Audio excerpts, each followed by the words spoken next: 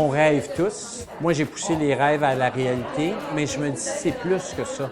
Je me dis, oui, il y a des gens qui vont lire le livre du rêve par procuration. Ils ont toujours voulu aller faire l'Everest, ils ont toujours voulu aller faire de la montagne. C'est un monde mystérieux. On va découvrir des choses dans le livre.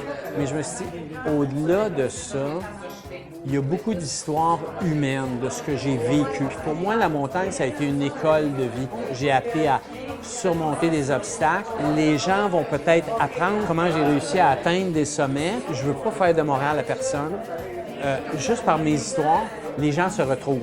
Des fois, ils vont se retrouver bloqués quelque part. Ils vont dire « Ah! Ouais, mais Gabriel, quand il m'a dit ça, j'ai allumé sur quelque chose. Puis c'est là que je vais m'en aller. » Je suis allé faire la Concagua, le Denali en Alaska, l'Everest. Après ça, je suis allé faire le Elbrus en Russie, qui est le plus haut en Europe. Je suis allé du côté de l'Indonésie, le Papouasie-Nouvelle-Guinée, le plus haut en Océanie, qui est la pyramide Kartsen.